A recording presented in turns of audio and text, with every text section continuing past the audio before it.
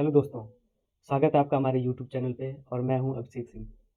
जैसा कि हम लोग ने पिछले वीडियोस में स्टोन एज के बारे में पढ़ा था और हमने ये देखा था कैसे हम लोग स्टोन एज को 3 एज में डिवाइड करते हैं, जैसे पैलियोलिथिक एज, मीसोलिथिक एज और नियोलिथिक एज। और हम लोगों ने ये भी देखा था कि कैसे नियोलिथिक एज में विलेज सेटलमेंट इस्टेब्लिश हुआ।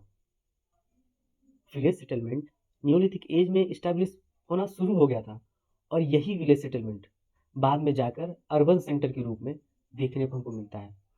और यही चीज़ हम लोग हड़प्पा सिविलाइजेशन में ये सारी चीज़ें देखेंगे कि कैसे एक विलेज से, जबकि अगर वहाँ पे हायर अमाउंट ऑफ प्रेसिपिटेशंस या काफ़ी ज़्यादा वर्षा उन लोग को हुआ, जिससे कि उन्होंने एग्रीकल्चर प्रोडक्ट को कैसे इंक्रीज करते हैं, वो कैसे सरप्लस ऑफ एग्रीकल्चर प्रोडक्ट होता है और कैसे वो लोग ट्रेड एंड कॉमर्स की तरफ जाते हैं।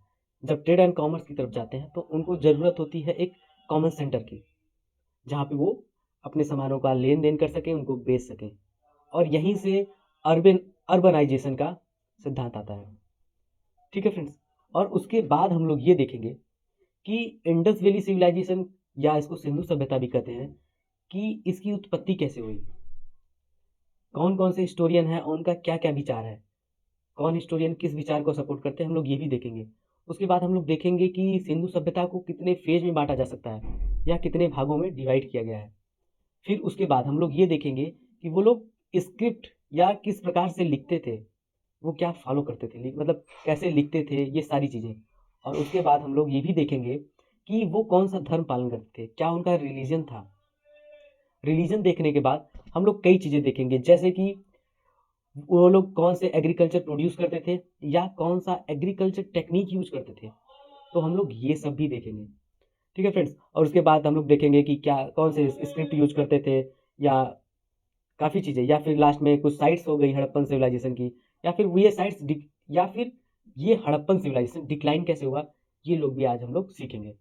ठीक है, तो आइए हम शुरू करते हैं कि इंडस वैली सिविलाइजेशन, जिसको हम लोग हड़प्पा सिविलाइजेशन भी कहते हैं, या फिर हम लोग इसको कई, या हम इसको ब्रॉन्ज एज भी हम लोग बोल देते हैं, क्योंकि इस सभ्यता में इस समय लोग ब्रॉन्ज का यूज करते थे। स्टोन्स का यूज तो करेंगे ही, ब्रॉन्ज का यूज करते थे। लेकिन आपको ये पता होना चाहिए कि इस समय लोग आयरन, लोहे से, लोहे की जानकारी नहीं थी इन लोग के पास, बट लेकिन गोल्ड, सोना और चांदी की जानकारी इन लोग के पास थी। तो हम लोग यहाँ पे देखेंगे कि इसको सिंधु सरस्वती सिविलाइजेशन भी कहते हैं, क्योंकि जो सिविलाइजेशन था सिंधु नदी और सरस्वती नदी पे के किनारे पे था। ठीक है, इसको इसलिए सिंधु सरस्वती सिविलाइजेशन भी कहते हैं या हड़प्पा कल्चर भी कहते हैं। और आपको ये पता होना चाहिए कि हिस्ट्री में एक प्रचलन है कि किसी भी सिविलाइजेशन का नाम उसके पहले साइट के नाम पे रखा जाता है। तो हड़प्पा पहली साइट थी जिसकी खुदाई हुई, तो इसीलिए इसको हड़प्पन कल्चर भी कहते हैं। ठीक है, और इंडस वैली सिविलाइजेशन क्यों कहते हैं, क्योंकि जो अधिकतर साइट्स थी वो सिंधु नदी के, इंडस या सिंधु दोनों एक ही बात है, तो जो अधिकतर साइट्स थी वो सिंधु नदी के किनारे पे मिली, इसलिए इसको इंडस वैली सिविलाइजेशन भी बोलते हैं। ठीक है फ्रेंड्स, तो हम लोग ये देखेंगे कि 1920 में दयाराम साहनी ने हड़प्पा की खोज की, और ये चीज़ आपको याद रखने की जरूरत है। और 1921 में आर डी बनर्जी, जिसको रखल दास बनर्जी बोलते हैं, उन्होंने मोहनजोदाड़ो की खुदाई शुरू की। और ये सब किसके सुपरविजन में हो रहा था, जो आर्कियोलॉजिकल सर्वे ऑफ इंडिया के डायरेक्टर जनरल थे जॉन मार्शल, उनके सुपरविजन में ये सारी चीज़ें हो रही थी। और पूरे जितना भी हड़प्पा कल्चर के साइट्स हैं, अभी तक हम लोग को 1022 साइट्स के बारे में पता है, जिसमें से 406 साइट्स पाकिस्तान में है और 616 साइट्स इंडिया में है।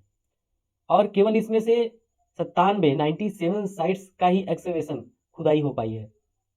ठीक है फ्रेंड्स, उसके बाद हम लोग देखते हैं कि ओरिजिन क्या है, कैसे सिंधु सभ्यता की उत्पत्ति होती है। तो इसमें हम लोग के पास दो मत हैं। कुछ इतिहासकार ये कहते हैं कि जो सिंधु सभ्यता की उत्पत्ति है वो मेसोपोटामिया से हुई है, और कुछ ये कहते हैं कि जो चालकोलिथिक विलेज कल्चर था, जो लोग नियोलिथिक में, जो नियोलिथिक एज में लोग विलेज में जाके, गांव में जाके बस गए थे, वही बाद में अर्बनाइजेशन का रूप लेते हैं। वो मैंने बताया ना कि कैसे ट्रेड एंड कॉमर्स इंक्रीज होगा तो अर्बन सेंटर की जरूरत पड़ेगी, जब अर्बन सेंटर की जरूरत पड़ेगी तभी अर्बनाइजेशन होगा। तो वो दूसरा मत है। तो यही दोनों मत के बारे में हम लोग आज सीखेंगे। तो पहला क्या है कि कुछ लोग सपोर्ट करते हैं, कुछ चीज़ें हैं जो सपोर्ट करती हैं कि हाँ सिंधु सभ्यता की जो ओरिजिन है, उत्पत्ति है, वो मेसोपोटामिया से हो सकती है, क्योंकि ये जो दोनों सभ्यता थी आसपास की सभ्यता थी, मतलब एक ही समय में चल रही थी दोनों, कुछ आगे पीछे। तो कुछ लोग कहते हैं कि शायद मेसोपोटामियन पीपुल से इस सभ्यता की शुरुआत हुई हो, लेकिन ये पॉसिबल तो है नहीं। और कुछ सिमिलरिटी मिलती है, जैसे कि सिंधु सभ्यता के लोग और मेसोपोटामिया सभ्यता के लोग दोनों लोग यूज करते थे स्क्रिप्ट को, ठीक है फ्रेंड्स। और तीसरी चीज है कि दोनों लोग अवेयर थे, उनको पता था ईंट के बारे में, ब्रिक्स के बारे में। लेकिन कुछ क्रिटिक्स भी हैं, जैसे कि क्रिटिक्स ये है कि जो मेसोपोटामियन का स्क्रिप्ट है ना, वो क्यूनीग्राफिक है, मतलब क्यूनी फॉर्म में लिखा गया है। लेकिन जो इंडस वैली सिविलाइजेशन या हड़प्पा काल के जो लोग हैं, वो जो स्क्रिप्ट लिखते थे वो पिक्टोग्राफिक था। इसका मतलब कि वो उनका एक जो पिक्टोग्राफ है वो या तो एक पूरा सेंटेंस हो सकता था या वर्स हो सकता था, क्योंकि ये अभी तक पढ़ा नहीं जा सका है। जब इसको हम लोग पढ़ लेंगे तब इसके बारे में हमें और जानकारी प्राप्त हो सकती है। और दूसरा क्रिटिक्स ये है कि जो मोहनजोदाड़ो पे या जो इंडस वैली सिविलाइजेशन के लोग थे, वो पकी हुई ईंट का इस्तेमाल करते थे। लेकिन अगर हम मेसोपोटामियन पीपल को देखेंगे तो वो लोग किसका यूज करते थे, वो लोग सूर्य की रोशनी से पके सन ड्राइड ब्रिक्स का यूज करते थे। वही चीज इसमें लिखा हुआ है। और जो दूसरा मत हम लोग के पास है वो है थ्योरी ऑफ इंडिजिनस ओरिजिन की, ठीक है फ्रेंड। वो क्या है, थ्योरी ऑफ इंडिजिनस ओरिजिन। इसका मतलब है कि न्यूलिथिक एज में हम लोग देख रहे थे कि कैसे वो लोग विलेज में जाके रह रहे थे, ठीक है। तो उनको सरप्लस अमाउंट ऑफ रेनफॉल प्राप्त होता है, काफ़ी ज़्यादा बरसात होती है। तो बरसात होती है तो जो एग्रीकल्चर प्रोडक्ट होगा काफ़ी ज़्यादा प्रोड्यूस इंक्रीज होगा। जब एग्रीकल्चर प्रोड्यूस इंक्रीज होगा तो क्या होगा, वो लोग उसको बेचेंगे, सेल करेंगे, बाई करेंगे, सेल करेंगे। तो ये ट्रेड एंड कॉमर्स हो गया। और इस ट्रेड एंड कॉमर्स के लिए उनको एक जगह चाहिए, स्पेसिफिक रीजन चाहिए, ठीक है। तो यहीं से कॉमन सेंटर होता है या अर्बन सेंटर का यहीं से उत्पत्ति होती है, ठीक है। और तीसरी चीज हम लोग देखेंगे कि हड़प्पा सिविलाइजेशन को कितने भाग में डिवाइड किया गया है। तो इसको 3 फेज में डिवाइड किया गया है, ईयरली हड़प्पा, मेच्योर हड़प्पा और लेट हड़प्पा। ये 3 देख रहे हैं, इसको 3 भागों में डिवाइड किया गया है, ईयरली हड़प्पा, मेच्योर हड़प्पा और लेट हड़प्पा, ठीक है। तो ईयरली हड़प्पा में शुरुआत हो गया था कि वो लोग धीरे धीरे ट्रेड एंड कॉमर्स में इंटरेस्ट रख रहे थे, थोड़ा थोड़ा टेक्नोलॉजिकल एडवांसमेंट हो रहा था। और ये इसको कहते हैं प्रोटो अर्बन फेज, मतलब कि अर्बनाइजेशन होने के पहले वाले एज को हम लोग प्रोटो अर्बन फेज बोलते हैं, ठीक है। जैसे कि मैच्योर फेज में सारी चीज़ें अपने हाई लेवल पे थी, जैसे कि फुल फ्लेज स्टेज में थी, जैसे कि सिटीज़, अर्बन सेंटर या टेक्नोलॉजिकल अपग्रेडेशन, सारी चीज़ें फुल फ्लेज में थी। और वही लेट हड़प्पन में हम लोग देखेंगे तो कैसे ये सिविलाइजेशन डिक्लाइन हो जा रहा था। वो टेक्नोलॉजिकल अपग्रेडेशन जो था मैच्योर फेज में, वो कैसे कैसे बिगड़ता गया, कैसे कैसे डिक्लाइन होता गया, उसका अनयूज होने लगा। और उसके बाद हम लोग देखते हैं कि ये सिंधु सभ्यता कहाँ तक फैली हुई है, कि extent of the Indus valley civilization. तो हम लोग ये देखेंगे कि उत्तर में जो हम लोग को सबसे उत्तर में जो लास्ट इंडस वैली सिविलाइजेशन की साइड मिलती है वो है मांडा, और ये मांडा जम्मू एंड कश्मीर में है, ठीक है। और जो हम लोग को पश्चिम में मिलती है ये है सुक्ता गंडोर, ये पाकिस्तान में है, ठीक।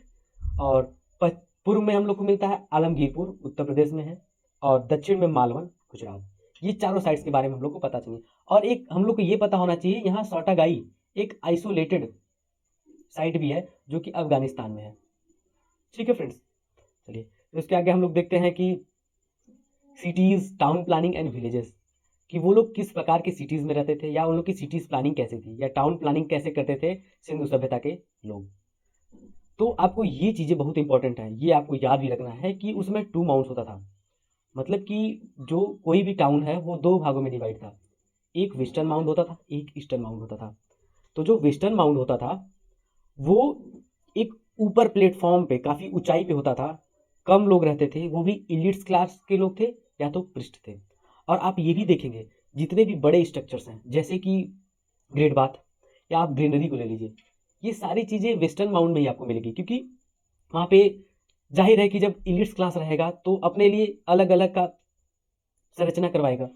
तो ये सारी चीज़ें अपर में मिलती हैं। जबकि ईस्टर्न माउंट में हम लोग देखेंगे कि कॉमन पीपुल रहते थे, वर्कर रहते थे, ये सब रहते थे। तो ये एरिया उनका बड़ा भी होगा और कम डेवलप होगा, ठीक है। और देखिए हम लोग अगली चीज़ देखते हैं कि जो उनके हाउसेस थे वो ग्रिड पैटर्न फॉलो कर रहे थे।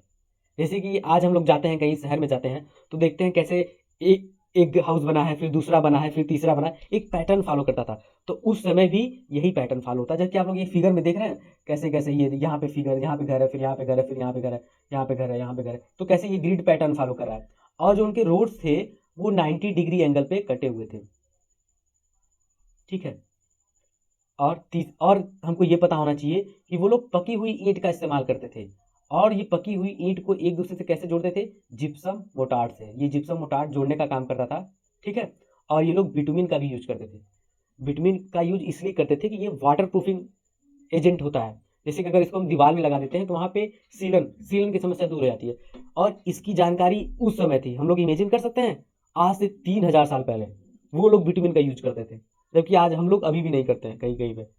और एक वहाँ का सबसे अच्छा, मतलब कि आप कह सकते हैं डिस्ट्रक्टिव फीचर, मतलब कि सिंधु सभ्यता की सबसे अच्छी बात ये थी कि वो लोग, उन लोग का जो ड्रेनेज सिस्टम था, जो नाली की व्यवस्था थी, वो सबसे उत्कृष्ट कला का प्रमाण देता है, जो कि पक्की ईंट से बनी हुई थी और स्टोन स्लैब से ढकी भी हुई थी, ठीक है। आजकल की हम लोग नाली देखते हैं तो वो ढकी भी नहीं होती है, ठीक है फ्रेंड्स। तो उसके आगे हम लोग देखते हैं कि स्क्रिप्ट, वो लोग किस प्रकार की स्क्रिप्ट यूज करते थे और लिखते कैसे थे। तो हमको पता होना चाहिए कि जो इंडस पीपुल थे वो लोग पिक्टोग्राफिक स्क्रिप्ट का यूज करते थे, या इसको हम लोगो सिलेबिक स्क्रिप्ट बोलते हैं। इसका मतलब है कि इवरी पिक्टोग्राफ, जैसे ये पिक्टोग्राफ है, ये पिक्टोग्राफ है, ये क्या करता था, या तो ये एक वर्ड बताता हो, या ये पूरा कंप्लीट सेंटेंस है। ये अभी तक अनडेसिफर्ड है, मतलब पढ़ा नहीं गया है, इसलिए इसके बारे में हम लोग को नॉलेज कम है। और एक बात हमको और पता होना चाहिए कि बोस्टोफेडोनिक टेक्निक क्या होता है। बोस्टोफेडोनिक टेक्निक का मतलब होता है कि जैसे कि हम लोग ब्राह्मी स्क्रिप्ट में हम लोग देखेंगे कि हम लोग लेफ्ट टू राइट लिखते हैं, और खरोष्टी में हम लोग राइट टू लेफ्ट लिखते हैं। लेकिन जो बोस्टोफेडोनिक टेक्निक है उसमें हम लेफ्ट टू राइट भी लिख सकते हैं और राइट टू लेफ्ट भी लिख सकते हैं। आप स्क्रिप्ट में यहाँ पे देख सकते हैं सब, ठीक है। और फिर उसके बाद हम लोग देखेंगे रिलीजन के बारे में, ठीक है, रिलीजन और फ्यूनरी प्रैक्टिसेस के बारे में। तो हमको ये पता होना चाहिए कि मदर गॉडेस की काफ़ी ज़्यादा टेट्राकोटा फिगराइन मिली है इंडस वैली सिविलाइजेशन में, और ये फर्टिलिटी को प्रमोट करती हैं, ठीक है फ्रेंड। और लेकिन ये काफ़ी ज़्यादा नंबर में मिली है, तो कुछ हिस्टोरियन मानते हैं कि ये टॉयज भी हो सकते हैं, या डेकोरेटिव आइटम्स भी हो सकते हैं, या फिर ये पार्ट्स हों हाउस होल्ड रिचुअल्स के, मतलब जो भी घर में हम लोग की कई चीज़ें होती हैं, रिचुअल्स होते हैं, तो या उसके भी पार्ट्स हो सकते हैं। और जॉन मार्शल ने एक पशुपति सील की भी खोज की थी, पाई थी। और मार्शल सजेस्ट करते हैं कि इसको प्रेजेंट डे जो भगवान शिव हैं उनसे कंपेयर करते हैं, ठीक है। और ये जो पशुपति सील है इसमें कुछ एनिमल्स के फिगर भी पाए गए हैं, जैसे कि एलिफेंट्स के, राइनोसिरस के, वाटर बफेलो, टाइगर, मतलब हाथी के, गैंडा के, वाटर बफेलो, जंगली भैंसा, और टाइगर के भी। यहाँ पे देख रहे हैं, यहाँ पे देखिए, ये देखिए आप देख सकते हैं, एलिफेंट है, ठीक है, टाइगर्स है, राइनोसिरस है, राइनोसिरॉस, या फिर वाटर बफेलो है, और इनके नीचे 2 एंटीलोप्स पाए गए हैं, ठीक है। और ये हमको ये भी पता होना चाहिए कि जो सिंधु सभ्यता के लोग थे वो लिंग और योनि की पूजा करते थे। और कई हड़प्पन सील्स पे आप देखेंगे, कई हड़प्पन सील पे या एम्यूलेट्स मिला है, ट्री का फिगर्स हैं, प्लांट के फिगर्स हैं, एनिमल्स के फिगर हैं, या हम इससे हम लोग ये भी कर सकते हैं कि वो सब नेचर के पूजा करते थे, ठीक है। और उसके बाद हम लोग देखते हैं कुछ सील्स हमको मिली है मोहनजोदाड़ो से, जिसमें 7 ब्रेड, मतलब 7 लोग की फिगर्स है, जैसे देख रहे हैं 7 लोग का। और इसको हम लोग या तो सप्तऋषि भी मानते हैं, कुछ हिस्टोरियन मानते हैं कि सप्तऋषि का फोटो है, या सेवन मदर की फोटो है, ठीक है फ्रेंड्स। और हम लोग बात करते हैं ग्रेट बाथ की, जो कि मोहनजोदाड़ो में पाया गया है। मोहनजोदाड़ो में जैसे कि हमने बताया था, जितने भी बिग स्ट्रक्चर हैं वो वेस्टर्न माउंड में पाए जाते हैं, उसी तरह मोहनजोदाड़ो के भी वेस्टर्न माउंड में हम लोग को ग्रेट बाथ मिलता है। और उस समय के लोग यूज करते थे ग्रेट बाथ का प्यूरिफिकेटरी कैपेसिटी ऑफ वाटर के लिए, मतलब वो लोग विश्वास करते थे कि वाटर जो है प्यूरिफिकेटरी कैपेसिटी रखता है, ठीक है। और अगला पॉइंट ये है कि जो रिचुअलिस्टिक प्रैक्टिसेस होते थे उस समय, जैसे कि अभी भी इस समय हम लोग जो यज्ञ वज्ञ करते हैं तो उसमें फायर अल्टर का यूज करते हैं, तो ये कालीबंगा और लोथल से भी उस समय में प्राप्त हुआ था, ठीक है। और सबसे इंपॉर्टेंट चीज ये हमको पता होना चाहिए कि किसी भी सिंधु सभ्यता के किसी भी साइड पे हमें मंदिरों का कोई भी अवशेष प्राप्त नहीं हुआ है, ठीक है। और उसके बाद अगर हम बरल मेथड की बात करेंगे तो एक कॉमन मेथड था कि अगर कोई भी डेड बॉडी है तो उसका जो सिर होता था वो नॉर्थ साइड में रखा जाता था, ठीक है।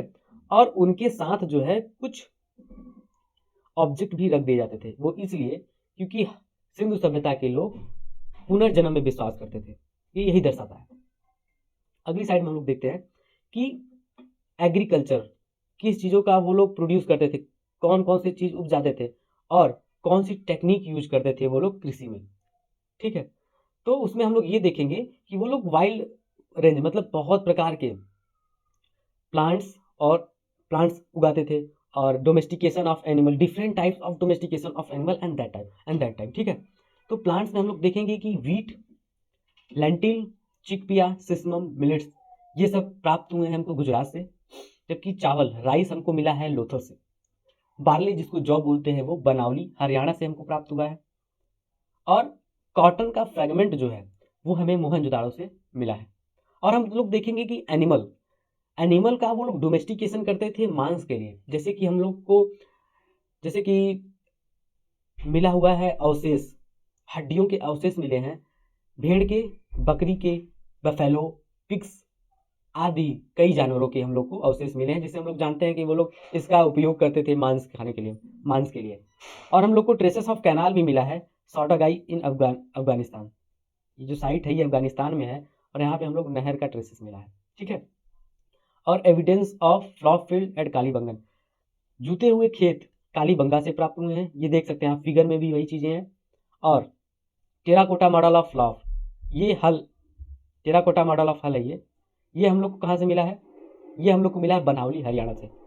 और आपको वाटर रिजर्वायर भी पता होना चाहिए, ये धौलावीरा गुजरात में प्राप्त हुआ है। ठीक है, धौलावीरा एक यूनेस्को साइट है, ये भी आपको पता होना चाहिए। और हम लोग को अब हम लोग ये देखते हैं, कि कैसे वो लोग ट्रेड करते थे, या तो इंटरनल ट्रेड करते थे या एक्सटर्नल ट्रेड करते थे। तो इंटरनल ट्रेड में कुछ चीजें थी जिसका वो लोग ट्रेड करते थे, सेल करते थे, बाई करते थे। और उसके लिए कुछ साइट्स भी इंपॉर्टेंट थे, जैसे कि नागेश्वर और बालाकोट। ये तो है तो पाकिस्तान में, ये फेमस था सेल्स के लिए। आप लोग सेल देखेंगे, सेल का फिगर यहाँ पे है। ठीक है, और आप लोग देखेंगे सौटागाई जो अफगानिस्तान में है, ये लैपिस लजुली के लिए फेमस था, वहां से लैपिस लजुली आता था। ये है लैपिस लजुली का फिगर, देख सकते हैं यहाँ पे। लोथल गुजरात में है, ये कार्नेलिन के लिए फेमस था। ठीक है, और राजस्थान फेमस था किसके लिए? कॉपर के लिए, कॉपर माइंस थी खेतरी रीजन में, जिसको गणेश्वर जोधपुर कल्चर भी बोलते हैं। और गोल्ड और सिल्वर जो था वो साउथ इंडिया से हम लोग को मिला है।